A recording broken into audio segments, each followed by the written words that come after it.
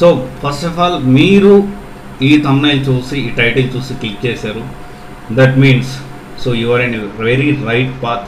So అందరిలా గొర్రెలాగా కొంతమంది చెప్పింది కొన్ని కోర్సులు నేర్చేసుకున్నాము, లేకపోతే కొన్ని ఈ కోర్స్ తీసుకుంటే 50,000 వస్తాయి, 1,00,000 వస్తాయి, నెక్స్ట్ బాగుంటుంది, లేకపోతే మీరు ఎంటైర్ గూగుల్లో ఏది వెతికినా కానీ మీకేంటి అంటే ఇదే నెంబర్ 1 ఇదే నెంబర్ 1 ఇదే నెంబర్ 1 అని కోర్సులు అనేది వస్తూ ఉంటాయి. ఇంక్లూడింగ్ నేను కూడా చెప్పాను కొన్ని కోర్సెస్ గురించి, రైట్. వీటన్నిటినీ కాకుండా మీకు వచ్చిన ఈ thought how to select or how to choose software course, మీకు అంటే ఈ టైటిల్ చూసి ఈ thumbnail చూసి మీరు సెలెక్ట్ చేసుకున్నారంటే సో మీరు చాలా మంచిగా చాలామంది కంటే చాలా బెటర్గా మీరు ఆలోచిస్తున్నారు. సో ఫస్ట్ ఆఫ్ ఆల్ దాన్ని అప్రిషియేట్ చేయాల్సింది ప్రతి ఒక్కరు, నేను అప్రిషియేట్ చేస్తున్నాను. 2016లో నేను బీటెక్ అయిపోయిన తర్వాత 2016 నాకు పాస్ అవుట్. 2016లో అయిపోయిన తర్వాత జనరల్గా ప్రతి ఒక్కరు, నేనే కాదు ప్రతి ఒక్కరు చేసేది ఏంటి, ప్రతి ఒక్కరు బీటెక్ అయిపోయిన తర్వాత ఏం చేస్తారు, తెలిసిన వాళ్ళను లేకపోతే నెక్స్ట్ సీనియర్స్ను 50,000 1,00,000 రూపాయలు సంపాదించే వాళ్ళను అడుగుతారు. వాళ్ళకి ఎంతవరకు తెలుసు, వాళ్ళు ఒక కోర్స్ తీసుకొని ఉంటారు, దాంట్లో కొద్దిగా కష్టపడి ఉంటారు, కష్టపడితే 50,000 1,00,000 రూపాయలు తీసుకుంటూ ఉంటారు, రైట్. వాళ్ళకి సెట్ అయింది కదా అని చెప్పి మనం ఆ కోర్స్ తీసుకుంటే మనం సక్సెస్ అవుతామా? సో అసలు అంటే నేను తీసుకున్నాను, నేను ఇలాగే చేశాను. నేను ఫస్ట్ ఆఫ్ ఆల్ జావా నేర్చుకున్నాను. జావా నేర్చుకోవడం అంటే 45 days 2 months వెళ్ళాను కోర్స్కి. వెళ్ళిన తర్వాత నాకు అర్థమైంది this is not my cup of tea. అప్పుడు అసలే నాకు కోడింగ్ అంటే చాలా ఫియర్ వల్ల ఏంటంటే జావా నేర్చుకుందాము, జావా అంటే కోడింగ్ కొంచెం కష్టమైన, కోడింగ్లో జావా అనేది కొంచెం కష్టమైన విషయమే. 45 days డబ్బులు కట్టిన తర్వాత 12,000 డబ్బులు కట్టాను. వెళ్ళిన తర్వాత నాకు this is not my cup of tea రబాయ్, వద్దు ఇంకా ఎక్కువ అయిపోయింది. అప్పటికి ఎంత ట్రై చేసినా కానీ అసలు రాకెట్ సైన్స్ కంటే దారుణంగా అనిపించింది నాకు, రైట్. ఏం చేశాను, అక్కడి నుంచి అక్కడ వదిలేశాను. అట్లా కొన్ని కోర్సెస్ డిఫరెంట్ రాంగ్ డైరెక్షన్స్లో వెళ్ళాను. ఇప్పుడంటే మీ అందరికీ గూగుల్ ఉంది, యూట్యూబ్ ఉంది.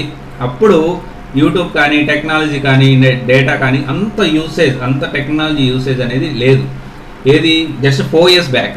ఈ 4 yearsలోనే చాలా ఎవల్యూషన్ వచ్చేసింది. ప్రతి ఒక్కరు ఇప్పుడు ఫోను, ప్రతి ఒక్కరు ఇంటర్నెట్ యూజ్ చేస్తున్నారు. ఇప్పుడు నేను చెప్పబోయే విషయము ఏదైతే కోర్సెస్ ఎలా, సాఫ్ట్వేర్ కోర్స్ని ఎలా సెలెక్ట్ చేసుకోవాలి, దాంతోపాటు ఫార్ములా ఏదైతే ఏ ఫార్ములా బేస్ చేసుకొని మనం సాఫ్ట్వేర్ కోర్స్ని డిసైడ్ అవ్వాలి, so and so software course మనం తీసుకోవాలి అనేది మీరు గూగుల్లో ఎక్కడ వెతికినా కనపడదు. ఎందుకంటే this is based on truly my experience, right. So my self mean stack Python developer plus digital marketer and mid level in graphic designing, right. So ఈ వీడియోలో మనం కంప్లీట్గా వీటి గురించి డిస్కస్ చేసుకుందాం. ఈ వీడియో ఎండ్ వరకు చూడండి, మీరే రైట్. ఈ వేలో మనం సాఫ్ట్వేర్ కోర్స్ని సెలెక్ట్ చేసుకుందాము. ఈ వేలో మనం సాఫ్ట్వేర్ కోర్స్ని సెలెక్ట్ చేసుకుంటే, ఈ ఫార్ములా యూజ్ చేసి సెలెక్ట్ చేసుకుంటే డెఫినెట్గా మనం సక్సెస్ అవుతామని చెప్పి మీకే అనిపిస్తుంది, right. So first of all coding అనేది ఇప్పుడు వైట్ హ్యాట్ జూనియర్ అయితే చిన్నపిల్లలు నేర్పిస్తున్నారు, చిన్నపిల్లల కోసం కంపెనీలు కొట్టుకుంటున్నాయి. ఇది కొంతవరకు వాస్తవం, మరి అక్కడ చూపించినంత రేంజ్లో లేకపోయినా కొంతవరకు మాత్రం. ఎందుకంటే వాళ్ళు చిన్నపిల్లలు కోడింగ్ నేర్చుకోవడం చేయడం అనేది డెవలప్ ఉన్నారు చాలామంది. సో సమరయ్ అనే 10 years old పాప అయితే ఏకంగా కంపెనీ CEO అయింది. 10 years ఓల్డే, రైట్. మన నెక్స్ట్ ఇలా కోడింగ్ అనేది పెద్ద కష్టమేం కాదు. సో ఫస్ట్ ఆఫ్ ఆల్ లేదు, జనరల్గా మీరు ఇప్పుడు ఫస్ట్ ఆఫ్ ఆల్ ప్రాసెస్ చెప్తాను, ఆ తర్వాత మీకు ఫార్ములాస్ చెప్తాను.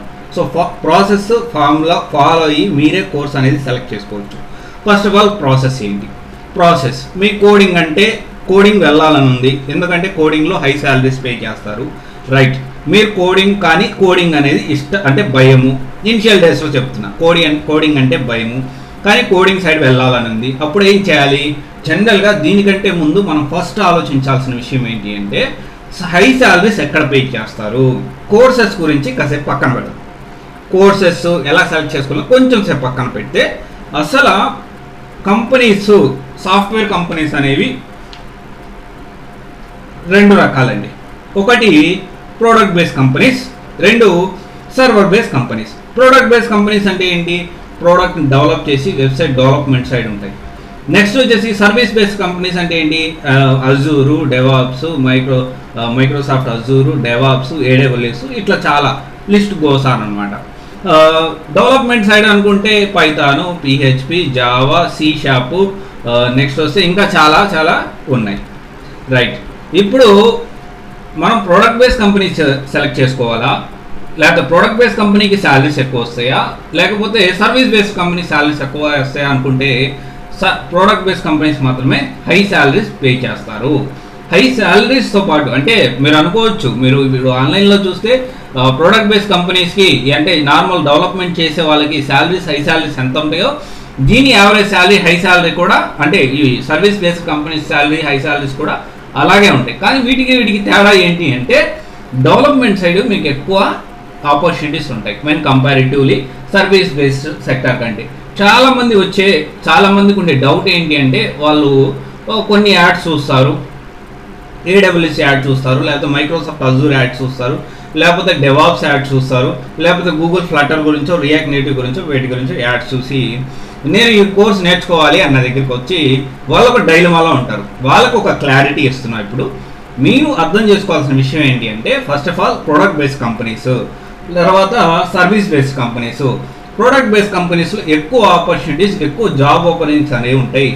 సర్వీస్ బేస్డ్ కంపెనీస్లో వెన్ కంపారిటివ్లీ తక్కువ ఉంటాయి. కానీ దీంట్లో మిడ్ శాలరీ ఒకేలా ఉంటుంది, దీంట్లో మిడ్ శాలరీ ఒకేలా ఉంటుంది. అంటే ప్రోడక్ట్ బేస్డ్ కంపెనీలో శాలరీ హై శాలరీ ఒకేలా ఉంటుంది, service based company salary high salary కూడా అలా ఉంటుంది. ఓవర్ ఆఫ్ పీరియడ్ ఆఫ్ టైంలో ఈ రెండు మ్యాక్సిమం ఎక్కువ ఎక్స్పీరియన్స్ అనేది వచ్చిన తర్వాత ఆల్మోస్ట్ శాలరీస్ అనేది కొంచెం ఈక్వల్గానే ఉంటాయి. కానీ దీంట్లో కొంచెం ఎక్కువ ఉంటుంది ప్రోడక్ట్ బేస్డ్ కంపెనీస్లో, ఎందుకంటే వెబ్ డెవలప్మెంట్ కాబట్టి దీంట్లో కొంచెం ఎక్కువ అనేది ఉంటుంది. రైట్, ఇది ప్రోడక్ట్ బేస్డ్ కంపెనీస్కి సర్వీస్ బేస్డ్ కంపెనీస్కి తేడా. నెక్స్ట్ విషయానికి వస్తే కోడింగ్ విషయం చూసుకోవాలి. ఇక్కడ కోడింగ్ ఏంటి? కోడింగ్లో అనేది బేసిక్ కోడింగ్, తక్కువ కోడింగ్ ఉన్న కోర్సెస్ కూడా ఉంటాయి. ఎక్కువ కోడింగ్ లేదు, నా కోడింగ్ ఇంట్రెస్ట్, నేను ఐ కెన్ డూ ఇట్, నేను నేర్చుకుంటానంటే వాళ్ళ విషయం వేరు. లేదు నేను కోడింగ్ అంత నేర్చుకోలేను, బేసిక్ కోడింగ్ తక్కువ కోడింగ్ ఉన్నాయా అంటే ఎస్ ఉన్నాయి. ఇప్పుడు మనం సెలీనియం చూసుకున్నా, సేల్స్ ఫోర్స్ చూసుకున్నా, లేకపోతే ఇలాంటి చాలా కోర్సెస్ అనేవి ఉన్నాయి. వాటిని